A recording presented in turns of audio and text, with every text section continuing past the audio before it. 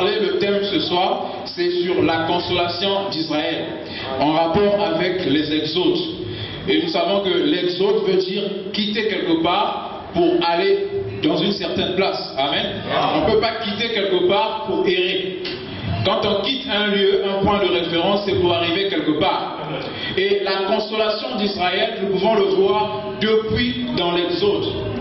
Là où le peuple d'Israël était dans l'esclavagisme en Égypte, et Dieu avait promis qu'il devrait envoyer un prophète. Et ce prophète devait libérer le peuple pour les faire sortir de l'Égypte, la patrie étrangère, le pays étranger, pour les emmener dans leur pays de la promesse. Et en ce temps, quel que soit ce que Pharaon pouvait faire, ceux qui avaient l'œil sur la promesse, leur destinée, savaient que c'était dans le pays de la promesse. Et quoi qu'ils faisaient sous l'esclavagisme, ils avaient toujours en eux la foi que Dieu allait tenir la promesse et leur envoyer un libérateur. C'est ainsi que quand ils travaillaient, et Jochebed, la mère de Moïse, commençait à raconter à Moïse que sa naissance était mystique et qu'il était né pour accomplir le dessein de l'Éternel. Mais jusqu'alors, Moïse avait encore une foi intellectuelle de sa mission. Amen. Tout comme Jacob, il connaissait Dieu intellectuellement, jusqu'à ce qu'il puisse rencontrer Dieu lui-même lui parler. Et ce peuple, sous la pression de Pharaon, travaillait durement, il criait à l'Éternel, et quand Dieu a écouté les cris, c'est pas qu'il n'avait pas encore écouté les cris, mais quand le moment de l'accomplissement de la promesse est arrivé, alors il a envoyé le prophète qui devrait être le libérateur pour Israël. Amen. Et quand ce prophète est venu, la seule chose dont Israël parlait, ceux qui avaient l'œil sur la promesse, c'était « Nous avons reçu le libérateur ». Quel que soit comment ils travaillaient dur, quelle que soit la pression que Pharaon mettait sur eux, mais il disait, ce qui nous console, c'est que Dieu a envoyé un libérateur. Amen. Parce que la présence du libérateur prouvait que maintenant la servitude serait terminée. Amen. Donc la consolation d'Israël a commencé dès lors que Dieu a suscité un prophète. Et William Branham nous dit que l'Ancien Testament était un type du Nouveau Testament. Il dit que Moïse était le type de Jésus. Il dit, remarquez la naissance de Moïse, il est né sous un signe surnaturel.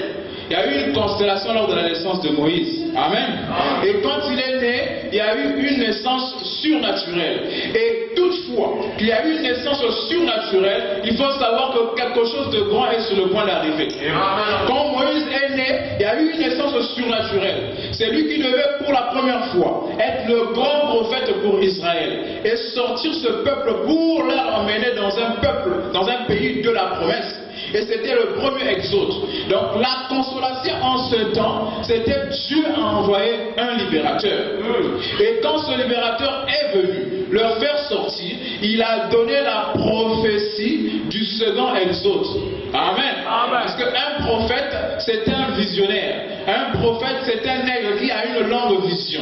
Moïse savait que sa vie était un type pour les choses à venir. Et il a dit que viendrait le Seigneur votre Dieu vous suscitera un prophète comme moi, et que celui qui ne l'écoutera pas sera retranché. En d'autres termes, celui qui ne l'écoutera pas mourra. Or la Bible dit que l'âme qui pêche, c'est celle qui mourra. La vie éternelle consiste en l'âme. Donc celui qui n'écoutera pas ce prophète devrait mourir. Et depuis Moïse jusqu'à David, tout le monde attendait ce libérateur qui viendrait après Moïse. Parce que Moïse a libéré le peuple d'un pays physique pour leur emmener dans un pays physique qui était Canaan. Mais la situation, la condition spirituelle, Moïse n'a pas touché à cela. La situation spirituelle qui devait les emmener du judaïsme pour leur faire entrer dans la grâce, il s'agissait du messager ou du prophète dont avait parlé Moïse. Car Moïse a dit, ce prophète, celui qui ne l'écoutera pas, il sera retranché. Là, il s'agit maintenant de la vie éternelle qui s'applique dans l'âme. Donc ce prophète qui devrait venir, il s'agissait du Seigneur Jésus-Christ. Parce que Jésus était prophète. Qui peut dire Amen? Jésus était prophète. Parce que Moïse a prophétisé de Jésus. Il dit que Dieu vous suscitera un prophète comme moi. Or, Moïse était prophète. Donc, si Jésus vient comme Moïse, c'est qu'il est aussi prophète. Amen. Sauf que lui, maintenant, quand il vient, il ne sort pas le peuple d'un pays physique. Dans le deuxième exode, la consolation d'Israël qu'attendait Siméon, il ne s'agissait pas de quitter Israël ou Jérusalem pour aller à Rome, mais il s'agissait de quitter la condition du judaïsme pour entrer dans la grâce. Amen. Il s'agissait de quitter la loi pour entrer dans la grâce. Parce que la Bible dit que la loi et les prophètes ont résisté jusqu'à nos jours. Quand Jésus vient, il dit que je suis l'accomplissement de la loi. Et c'est le prophète dont avait parlé Moïse, que le Seigneur allait susciter. Donc Jésus aussi avait un Seigneur. Amen. Parce qu'on dit le Seigneur, votre Dieu, vous suscitera un prophète comme moi. Et c'est pourquoi quand vous lisez dans Luc, Siméon dit que mes yeux ont vu ton salut. Parce que Siméon était au temple pour attendre la consolation d'Israël. Et la consolation d'Israël pour lui était de voir le prophète dont avait parlé Moïse. La consolation de Siméon était de voir le prophète qui devrait les sortir, le libérateur qui devait les sortir de la doctrine, de la loi, de ce dont a enseigné les pharisiens, pour le faire entrer dans quelque chose de meilleur. Et il était là tout le temps dans le temple. Il attendait. Certainement on pouvait dire que ce Dieu, il a perdu sa vision. Il ne sait plus quoi voir. Mais il attend le Messie. Comment va-t-il le voir? Donc vous comprenez que la vision ne consistait pas en ses yeux. Amen. Mais la vision, il s'agissait de la révélation qu'il avait de la parole de Dieu. Parce que Simeon était aveugle. Mais comment allait-il voir le Messie? Il a dit que mes yeux ont vu ton salut. Donc il ne s'agissait pas des yeux naturels. Or, voir, c'est comprendre. Amen. Et la compréhension, il s'agit de la compréhension spirituelle. La révélation que vous avez du Messie du votre jour. La consolation de Siméon était de toucher, de voir la parole qu'avait parlé Moïse être accomplie en son jour. Amen. Et quand il a vu cela, il s'est écrié: mes yeux ont vu ton salut. Maintenant tout est fini, je peux me reposer en paix. Parce qu'il était déjà sauvé. Pourtant Jésus n'était pas encore mort. Les autres attendaient peut-être la crucifixion. Les autres attendaient peut-être la résurrection. Les autres attendaient peut-être l'ensevelissement et l'enlèvement. Mais lui il a dit: mes yeux ont vu ton salut. Le fait déjà qu'il avait vu la parole s'accomplir en son jour, pour lui c'était fini. Même s'il était pauvre, même s'il n'avait jamais eu d'enfant, même s'il n'était jamais marié, mais il avait vu le salut. C'est pourquoi Jésus dit: à quoi bon de gagner ce monde si l'on perd son âme? La chose importante c'est l'âme. Et le salut est dans l'âme. Et Simeon avait déjà vu son salut. Il a dit: comme je l'ai vu, pas de yeux physiques, mais quand j'ai eu la révélation de la parole de mon jour, en ce moment je peux mourir. Amen. Je sais que je vais mourir et lors de la résurrection je ressusciterai dans cette foi. Amen. C'est dans la même foi que Job était décédé. Quand Job est mort, il est mort avec la même foi que le Rédempteur d'Israël, le libérateur d'Israël, se lèverait dans les derniers jours. Et je le verrai de mes propres yeux, pas les yeux d'un autre. Pourtant il était mort des années bien avant. Mais comment pourrait-il le voir de ses propres yeux? Amen. Amen. Le prophète dit que le livre de Job est l'ancien livre qui n'a jamais existé. Il dit que la Genèse a été écrite après le livre de Job. Le premier livre dans la Bible c'est le livre de Job. Est-ce que vous croyez à cela? Amen. Le prophète c'est celui qui peut rentrer dans la pensée de Dieu et vous ramener les choses avec exactitude. Il dit que le livre de Job c'est le premier livre. Et Job, quand il a écrit le livre de Job, son livre, il a parlé des zodiaques et toutes ces choses. Il dit que c'était la première Bible. Et dans cette première Bible, il a parlé de la venue du Rédempteur. Et Siméon aussi est rentré dans le même canal. Il a compris que le Rédempteur dont parlait Job, le libérateur dont parlait Job, était en train de faire son entrée. Et la seule chose qu'il attendait, c'était ça. Amen. Mais Dieu n'avait jamais oublié les nations. Amen. C'est pourquoi, lorsqu'il est mort, avant sa mort, il s'agissait des Juifs. 14, il dit maintenant, allez par tout le monde et faites de toutes les nations mes disciples. Celui qui sera baptisé, celui qui croira sera sauvé. Et celui qui ne croira pas sera condamné. Donc nous les nations, nous rentrons dans l'histoire du salut après la résurrection. Amen. C'est pourquoi après la résurrection, il envoie maintenant les disciples vers les nations. Parce que Israël avait rejeté son opportunité. Et William Branham dit que nous les nations sommes les branches qui ont été greffées sur l'arbre. L'arbre était Israël. Mais après, les branches ont été coupées parce qu'ils ont rejeté leur opportunité. Et alors, les branches des nations ont été greffées. Et Dieu avait agréé. Et Dieu avait apprécié la foi des nations. Et qu'est-ce qu'il fait maintenant? Quand il dit cela aux disciples, les disciples ont continué à rester à Jérusalem. Ils ne sont même pas occupés d'aller vers les nations. Parce que jusqu'alors, ils avaient des problèmes. De manger ceci, la circoncision avec les païens, ils ne pouvaient pas faire ceci, ils ne pouvaient pas faire cela, ils imposaient des choses qui étaient naturelles, que les nations devaient aussi faire comme exigence. Mais Dieu, déjà dans l'Ancien Testament, il avait parlé des nations. Amen. Est-ce qu'on peut dire cela? Prenons Ésaïe. Il est bon de savoir d'où nous venons et comment nous sommes rentrés dans l'histoire du salut. Ésaïe chapitre 49, à partir du verset 6. Ésaïe chapitre 49, à partir du verset 6, il est dit ceci. Il dit, c'est peu que tu sois mon serviteur, pour relever les tribus de Jacob et pour ramener les restes d'Israël. Je t'établis pour être la lumière des nations, pour porter mon salut jusqu'aux extrémités de la terre. Ainsi parle l'Éternel, le Rédempteur d'Israël. Mais là, il s'agit de qui? On dit que je t'établis pour être lumière des nations. Là, on parle maintenant pour nous les païens. On a établi un homme pour être lumière des nations. Il s'agissait de qui? Parce que ça, c'est l'Ancien Testament. Jésus est venu, il dit que je ne suis pas venu pour les nations, je suis venu pour les Juifs. Donc il ne s'agissait pas de Jésus. Est-ce que nous sommes ensemble? Amen. Il ne s'agissait pas de Jésus, il s'agissait de quelqu'un d'autre qui a été établi comme lumière pour les nations. Amen. Qui devait maintenant prendre l'évangile et emmener cela vers nous les païens, les gentils. Mais il s'agit de qui?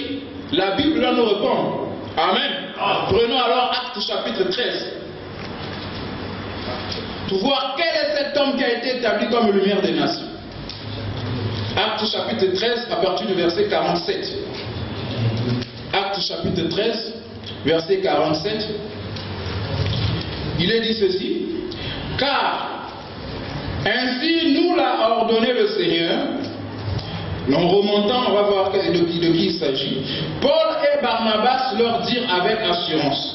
C'est à vous, premièrement, que la parole de Dieu devait être annoncée. Est-ce que nous sommes ensemble? C'est à vous, premièrement, que la parole de Dieu devait être annoncée. À qui? Les Juifs. Mais puisque vous la repoussez, le mais c'est une conjoncture de coordination qui montre maintenant une autre partie de la même chose. Puisque vous la repoussez et que vous vous jugez vous-même indigne de la vie éternelle, voici, nous nous retournons vers les païens. Ça c'est Paul qui parle. Mais voici, nous nous tournons vers les païens. Car ainsi nous l'a ordonné le Seigneur. Il va maintenant citer ce que nous avons lu en Ésaïe. Je t'ai établi pour être la lumière des nations. Amen. Pour porter le salut jusqu'aux extrémités de la terre. Amen. Les païens se réjouissaient en entendant cela. Est-ce qu'on peut se réjouir ce matin? Amen. Nous devons nous réjouir ce soir, comme ils se sont réjouis. Parce que Jésus l'avait repoussé, mais quand il est mort, il a un homme qui a été établi comme lumière pour nous les païens. Amen. Parce que nous étions dans les ténèbres. Les païens se réjouissaient en entendant cela. Ils glorifiaient la parole du Seigneur. Et tous ceux qui étaient destinés à la vie éternelle crurent. Amen. Tous ceux qui étaient destinés à la vie éternelle crurent. Ce n'est pas tous les païens qui crurent. Mais ceux qui étaient destinés à la vie éternelle crurent. Amen.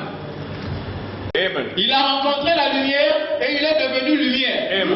Parce qu'à l'époque, lui aussi était dans le judaïsme. Le premier témoin de Jéhovah, c'est Paul. Parce qu'il maîtrisait la doctrine de témoin de Jéhovah. Il prêchait cela. Il maîtrisait cela. Et le prophète dit que Paul a été enseigné par l'un des plus grands docteurs appelé Gamaliel. Et il maîtrisait la loi. Et il savait que la colonne de feu qui a conduit les enfants d'Israël, c'est le grand Jéhovah. Il savait que c'est Yahweh, c'est Jéhovah. Mais ce jour, il était étonné. Alors qu'il partait dans son champ de mission, Paul avait reçu la commission de persécuter les chrétiens. Il était sincère dans ce qu'il faisait, parce qu'il croyait qu'il était dans la vérité. Il dit que ce sont des hérésies. Il prêche du n'importe quoi. Alors moi, comme j'ai la révélation de mon jour, je veux combattre cela. Mais il ne savait pas que la chose même qu'il combattait, c'était la vérité. Mais comme l'Ancien Testament avait déjà parlé de lui, que c'est lui qui avait été établi, alors Dieu devait accomplir sa parole. Et ce jour, sur le chemin de Damas, alors qu'il partait avec le consentement de persécuter, de tuer, de faire tuer les chrétiens, il a rencontré la lumière qu'il connaissait qui était Jéhovah. C'est pourquoi quand il a vu la lumière, il a dit, qui es-tu Seigneur? Oh Seigneur, c'est Jéhovah. Seigneur, c'est Dieu lui-même. Il savait que cette colonne de feu qui conduisait les enfants d'Israël, c'était le Seigneur. Or, Seigneur n'est pas un nom. Le prophète a dit que dans l'Ancien Testament, Dieu était en train de prédire, de prophétiser, de promettre qu'il devait faire connaître son nom. C'est pourquoi on l'appelait Jéhovah, on l'appelait ceci, on l'appelait Seigneur, on l'appelait Yahvé, on l'appelait Adonai. Tout ça c'était des titres. Mais pour la première fois que Dieu a fait connaître son nom, c'est quand il est venu dans un corps de chair engendré. Le prophète dit la colonne de feu a toujours été appelée Jésus. Mais le seul moyen de le connaître, c'était que cette colonne de feu vienne habiter dans un corps appelé Jésus. C'est en ce moment qu'on a su que cette colonne de feu, Jéhovah, s'appelait Jésus. Mais Paul ne croyait pas ça. Il était en train de combattre cela. Mais ce jour-là, alors qu'il partait avec conviction, il a rencontré la même colonne de feu. Il a dit, qui es-tu Seigneur? Il a dit que je suis Jésus, celui que tu persécutes. Il n'a pas seulement dit je suis Jésus, il a même précisé, je suis Jésus de Nazareth. Pour lui faire comprendre que c'est Jésus qui a vécu dans la chair et est redevenu sous la forme initiale. Parce que Jésus disait que je viens du Père, je repars au Père. En français c'est faux. Ça ne marche pas. Je viens du Père, je repars au Père. C'est pas un bon français. Les pharisiens disent, il ne sait même pas parler la langue. Il ne comprend pas ce qu'il dit. Mais il fallait la révélation pour saisir cela. Il disait que j'étais sous la forme colonne de feu. Maintenant je repars sous cette forme. C'est pourquoi Paul l'a rencontré sous cette forme. Il a dit que je suis Jésus que tu persécutes. Et quand il a rencontré sous cette forme, Paul a contacté la lumière et la lumière s'est reflétée en lui et Paul est devenu lumière des nations. Maintenant, le long des âges, Paul était là, il a parlé de Dieu, il a fait convertir plusieurs milliers de païens. Nous avons cru. Quand les païens de l'autre foi ont cru, nous avons aussi cru. Amen. C'est la loi de l'identification. Nous n'étions pas encore nés, mais quand les païens ont cru, nous aussi nous avons cru. Parce que le peuple peut être représenté par une certaine catégorie de gens. Quand vous faites un enregistrement et qu'il y a une erreur, il y aura encore une erreur, le problème à faire, la seule chose c'est de tout effacer. Quand le concile de Nicée est venu à tout emmener dans l'erreur, maintenant si on efface tout, notre consolation, comme avec Siméon, c'était de recevoir le oint de Dieu. Et Malachie 4 nous dit que devrait venir une personne qui devrait être ointe, pas de sa propre onction, mais de l'Esprit de Dieu, afin de nous ramener dans la véritable consolation. Parce que Israël était le type d'Israël spirituel qui est l'Église. Et si Israël naturel consolation avec Moïse. Et Israël, au deuxième exode, a eu la consolation avec le oint du Seigneur en ces derniers jours. Alors qu'il fallait tout effacer depuis le concile de Nicée jusqu'au pentecôtiste. L'enregistrement avait été gaspillé. Il fallait tout effacer. Le salut des nations était mis en doute. Il a fallu aussi que nous puissions aller dans le temple, dans les saintes écritures, pour attendre voir le Christ du Seigneur, qui nous avait été destiné au temps du rétablissement. En d'autres termes, au temps de Malachie 4. Amen. Amen. Gloire à Dieu. Et dans la brochure Le Fils de Dieu manifesté, paragraphe 23, il dit, et la possession, la promesse qui a été faite à l'Église, ce n'est pas un pays naturel, mais un pays spirituel, car nous sommes un sacerdoce royal, une nation sainte. Alors, quand on est dans ce sacerdoce royal, de cette nation sainte, de ce peuple acquis, appelé à sortir, élu, choisi, mis à part, alors le monde du dehors est complètement mort. Et nous sommes conduits par l'Esprit. Les fils et les fils de Dieu sont conduits par l'Esprit de Dieu. Non par l'homme, mais par l'Esprit. Donc, dans notre temps, comme au temps de Moïse, nous étions aussi été appelés à sortir de la dénomination. Car le travail de Malachie 4, la première des choses, c'est de nous enlever de l'esprit dénominationnel pour nous faire entrer dans notre pays. Et le pays au temps de l'exode, du premier exode, était un pays naturel. Le deuxième exode, c'était une condition spirituelle. Et William Branham vient de nous dire que notre possession, notre pays, ce n'est... Mais je crois que ce soir devait s'écrire comme Siméon. Mais j'ai envie d'un salut. Maintenant, laisse-moi me reposer en paix. Il n'y a plus rien à faire. Nous voyons comment le monde est dans la disgrâce. Nous voyons comment le sexe devient l'actualité. Nous voyons comment le pays devient Sodome et Gomorrhe moderne. Nous voyons comment la mondanité est même rentrée dans les assemblées. Il n'y a plus rien à faire. Qu'est-ce qu'il faut maintenant? C'est de dire comme Siméon, mais j'ai envie d'un salut. Car la vie éternelle, c'est de connaître lui. Et la connaissance vient par la révélation. C'est pourquoi William Branham dit que la nouvelle naissance, c'est une expérience personnelle avec Christ. Il s'agit de l'individualité. Et vous ne pouvez pas être naître de nouveau si vous ne connaissez pas ce qui a été prédit pour votre jour. Amen. Nous vivons dans un temps de rafraîchissement. Vous avez soif. Aujourd'hui, les gens sortent dans les assemblées. Ils ne savent plus quoi prêcher. Ils prêchent la prospérité. Ils prêchent ceci. Ils prêchent cela. Mais la Bible nous a promis à nous un temps de rafraîchissement. Que nous qui avons reçu celui qui nous avait été destiné, Jésus-Christ, nous serons dans le temps de rafraîchissement. Nous n'aurions plus soif. Il s'agit de quelle soif? Il s'agit de la soif d'écouter la saine doctrine. Amen. Car la Bible dit que dans les derniers jours, viendra un temps de moqueurs. Ils diront où est ce jour de son avènement. Il y aura des moqueurs.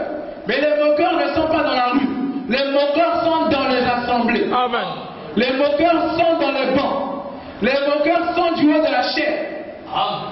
Parce qu'ils nient l'avènement du Seigneur. Amen. Or, en nous, ça a été promis que Malachie 4 nous ramènerait Jésus-Christ qui a été gardé dans le ciel. Amen. Et nous savons aujourd'hui, comme le temps de rétablissement a été accompli, Jésus n'est plus au ciel. Amen. Où est Jésus? Après être manifesté dans Malachie 4, où est Jésus aujourd'hui?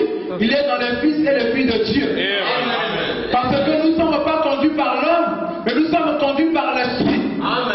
Et la Bible dit, si l'Esprit qui a vivifié Jésus, qui l'a ressuscité des morts est en vous, cela vous fera vivre comme lui. Amen. Parce que Jésus, quand il est venu sur sur terre, sa foi était mise en cet esprit qui habitait en lui. C'est pourquoi il a dit, détruisez ce corps et en 3 jours je le relèverai. Amen. Parce qu'il avait foi en l'esprit qui habitait en lui. Et si l'esprit qui était en lui habite en vous, vous aurez la même foi. Amen. Même si je meurs aujourd'hui, même si je meurs demain, mes yeux ont déjà vu son sang. Amen. Notre problème, c'est de voir le salut d'Israël. Et Israël, c'est Israël spirituel, l'Église. Et l'Esprit est venu dans l'Église. Et le Messie était venu dans le temple. Or la Bible dit, savez-vous que votre chair est le temple du Seigneur? Et l'Église peut être typifiée par un individu. Le seul moyen de voir Jésus, le seul moyen de voir le Christ de ton jour, c'est dans l'Église. Amen. Et l'Église, c'est le temple. Aujourd'hui, si vous voulez voir Jésus, c'est de recevoir l'envoyé de Christ aujourd'hui. Comme nous venons de lire, Paul a dit que vous m'avez reçu comme un ange. Or, ange veut dire envoyé. Virgule, comme Jésus-Christ. Donc nous aujourd'hui, nous connaissons Jésus-Christ selon l'envoyé. Amen. Les Éphésiens, les Romains, tous ces gens ont reçu Jésus-Christ, mais sous la forme de Paul. C'est pourquoi il a dit, vous m'avez reçu comme Jésus-Christ. Et nous aussi, il nous avait été promis Jésus-Christ, destiné en ces derniers jours. Mais comment devrons-nous le voir? C'est quand nous devons contempler, sonder les Écritures. Car Jésus a dit, vous lisez les Écritures, vous sondez les Écritures, croyant à recevoir la vie en elles. Or, ce sont elles qui rendent témoignage de moi. Donc, les Écritures rendent témoignage de Jésus-Christ, l'envoyé. Et qu'est-ce qui nous a été promis dans ces derniers jours? Qu'au temps de Malachie 4, il devait avoir la restitution, ramenée. Et le prophète dit, dans la brochure Le Dieu puissant dévoilé, il dit que le mot ramener a une signification plus riche. Il dit que le mot ramener veut dire racheter. Ça, c'est votre prophète. Or, il n'y a qu'une seule personne qui peut racheter, c'est Jésus-Christ. Mais le problème, nous ne le connaissons pas selon la chair de Galilée. Jésus-Christ aujourd'hui a une nouvelle apparence. Le prophète dit qu'il a été transfiguré. Et transfiguré, du mot grec, veut dire changer de vêtement. Amen. Amen. Quand on l'a crucifié, ils ont pris son vêtement, ils ont déchiré. Ils ont dit, il paraît qu'il va ressusciter. Maintenant, quand il va ressusciter, on va voir quel vêtement il va porter.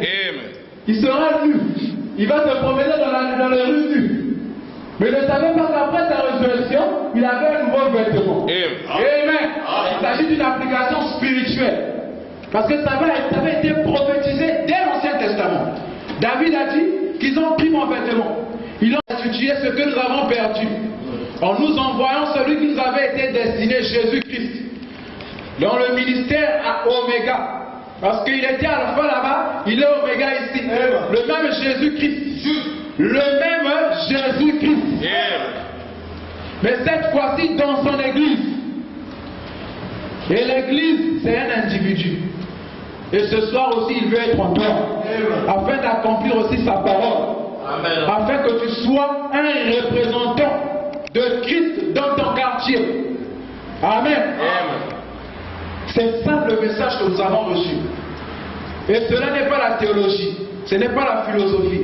Ce message que nous avons reçu, la même chose qu'ils ont reçu, le même ministère, c'est pour que nous puissions devenir aussi comme Pierre. Un homme qui pouvait dire, je n'ai ni or, ni argent, mais ce que j'ai, qu'est-ce qu'il avait? Il avait la révélation de la parole de son jour. Amen. La vie qui était en Christ était revenue en lui. Et si la même vie qui a été manifestée dans notre prophète, la vie de Jésus-Christ, qui a été manifestée dans cet homme, revient sur vous, vous devez mener une vie digne de l'évangile. Si la vie qui était en Christ revient sur vous, vous devez mener une vie qui correspond à un chrétien. Amen. Parce que le message est venu afin de nous faire des dieux. Amen. C'est pourquoi la Bible dit à Jésus, oh toi Dieu, ton Dieu t'a oint d'une huile de joie au-dessus de tes égaux. Jésus avait des égaux. Amen. La Bible dit qu'il a été élevé au-dessus de ses égaux. Pourquoi égaux? Parce que dans la pensée de Dieu, nous étions égaux. Mais quand l'homme est tombé, il a perdu sa position. Et le message vient nous ramener à la position que l'homme avait perdue. Et c'est la position qui était Jésus. Quand Jésus est venu, il a parlé parce qu'il connaissait sa position. Et si le message est venu, c'est pour nous ramener à cette même position. C'est faire de nous des enfants adoptés.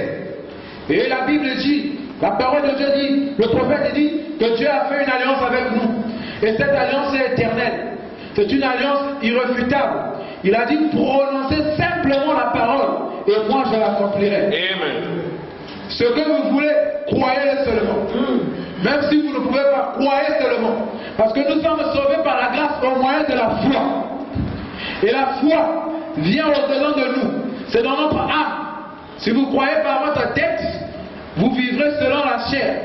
Parce que l'esprit est limité.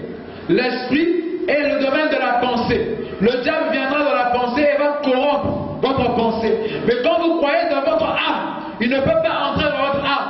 Amen. Parce que l'âme, c'est la vie de Dieu en vous. L'âme, c'est la représentation divine en vous. Amen. Donc nous vivons dans un temps glorieux où Dieu a rétabli toutes choses. Où Jésus-Christ est venu sur la terre pour vivre dans les individus, afin de vivre sa propre vie. C'est pourquoi nous appelons des chrétiens. Amen. Amen. Que le Seigneur vous bénisse.